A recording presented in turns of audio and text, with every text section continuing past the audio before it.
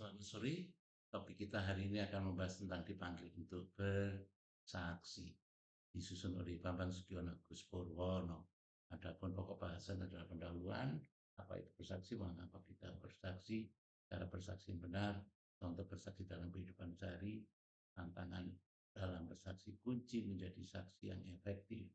Dasar firman adalah Kisah Para Rasul 1 ayat 8. Tetapi kamu akan menerima kuasa kalau Roh Kudus turun ke atas kamu dan kamu akan menjadi saksiku. Kedua Matius 5 ayat 16, hendaklah terangmu bercahaya di depan orang. Yang ketiga dalam Markus 16 ayat 15, pergilah ke seluruh dunia, beritakan Injil. Pendahuluan, setiap orang percaya bukan hanya dipanggil untuk percaya, tapi juga untuk bersaksi. Namun kenyataannya, banyak orang takut bersaksi, merasa tidak pandai berbicara, takut ditolak atau dianggap aneh. Padahal bersaksi bukan soal hebat berbicara, tetapi tentang hidup yang mencerminkan Kristus. Apa itu bersaksi? Berarti menceritakan apa yang Tuhan lakukan dalam hidup kita, menunjukkan kasih Kristus melalui tindakan menjadi terang di tengah dunia. Matius 5 ayat 16 adalah terangmu bercahaya di depan orang. Mengapa kita harus bersaksi? Karena itu perintah Tuhan. Markus 16 ayat 15, pergilah ke seluruh dunia, beritakan Injil.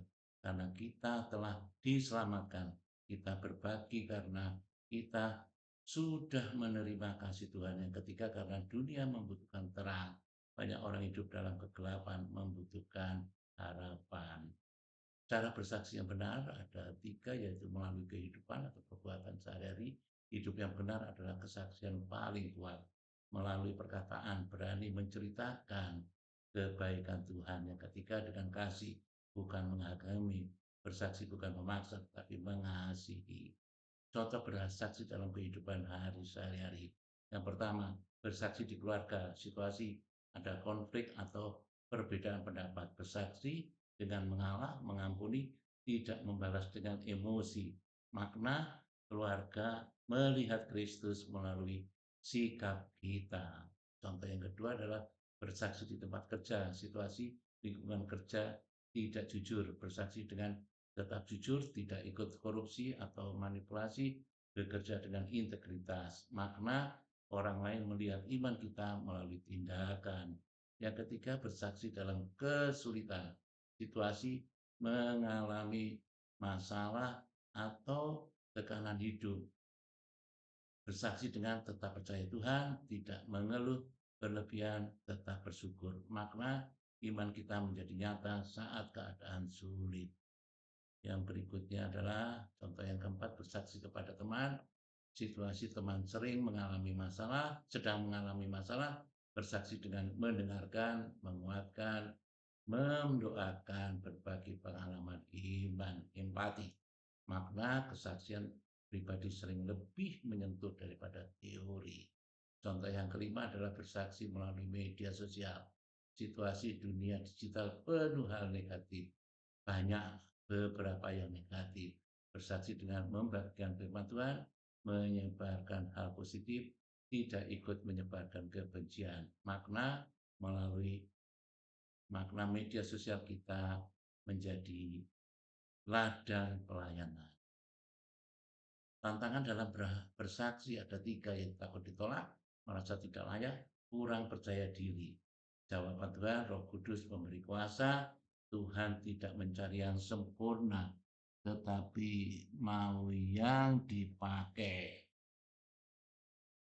Kunci menjadi saksi yang efektif, hidup dekat dengan Tuhan, memiliki hati yang mengasihi jiwa-jiwa, berani melangkah dalam iman, konsisten dalam perkataan dan tindakan.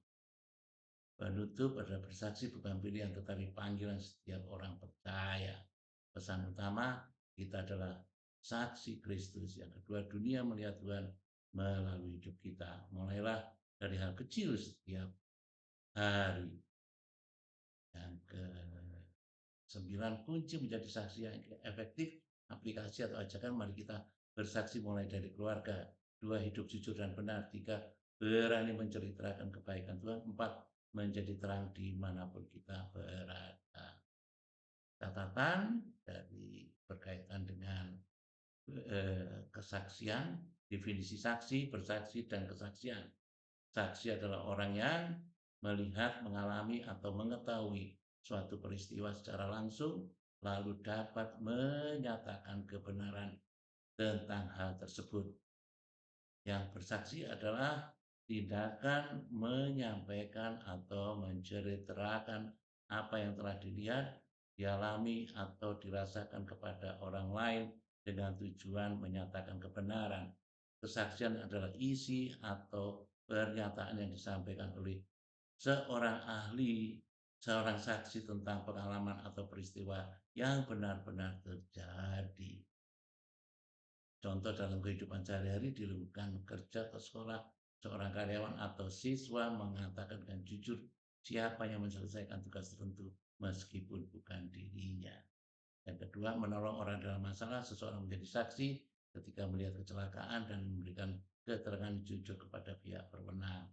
Yang ketiga, dalam kehidupan iman Kristen, menceritakan kepada orang lain bagaimana Tuhan menolong saat menghadapi kesulitan hidup.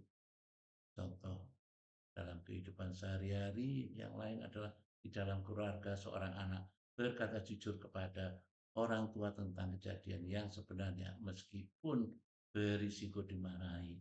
Di masyarakat memberikan ulasan atau testimoni yang jujur tentang suatu produk atau layanan agar orang lain tidak tertipu.